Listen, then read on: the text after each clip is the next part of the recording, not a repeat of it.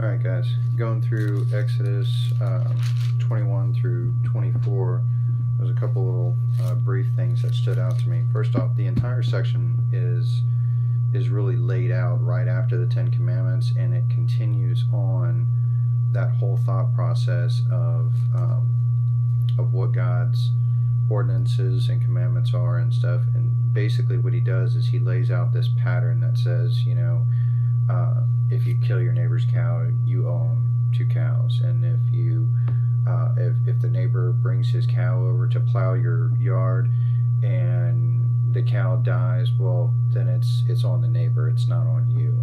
And it basically lays out kind of a legal framework for equity and balance between the crime and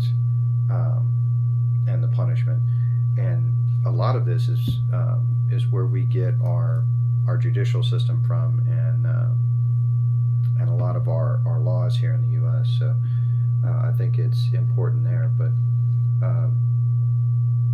one of the things, if you go over to chapter 23, verses 19, it says, "The first fruits of the land shalt thou bring in unto the house of the Lord thy God. Thou shalt not seethe the kid in his mother's milk." And then starting in verse 20, it says, "Behold, I send an angel before thee to keep thee in the way, and to bring thee into the place which I have prepared."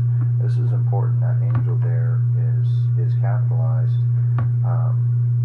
And I think a lot of people would take that angel to be a literal angel, but the word angel is just talking about a minister, someone who speaks on behalf of. And I believe that what this is referring to what it talked about in previous chapters, the Shekinah glory, the pillar of smoke by day and the pillar of fire by night.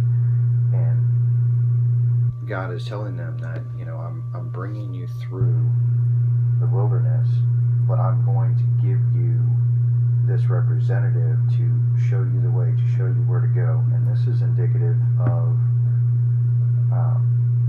what Paul says, in Romans 8, where he says, that we're to walk by the Spirit and not by flesh. He goes on in verses 21 and says, "Beware of him and obey his voice," talking about the angel, "and provoke him not, for he will not pardon your transgressions, for my name is in him." Again, the Holy Spirit. I believe this is indicative of the Holy Spirit. And he firmly warns them not to profane the Spirit. The one thing that Jesus had said, that we would not be forgiven for was blasphemy of the Holy Spirit.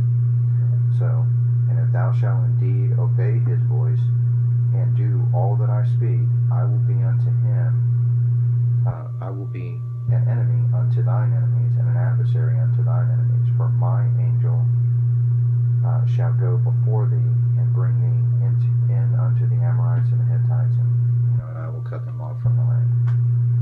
So he goes on and basically tells them, look, if you follow my Spirit, I will lead you in the way that you will go. I will lead you, in, I don't want to say prosperity, but in success. I will lead you in the way that you should go. But if you disobey, then you're going to be out on your own.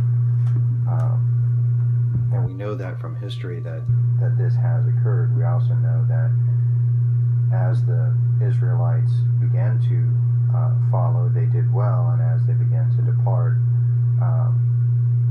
they didn't, and they were reprimanded for it. But then God eventually brought the Israelites back unto him, and this began this whole cycle. And I believe that this is something that is that shows a pattern of us falling away, and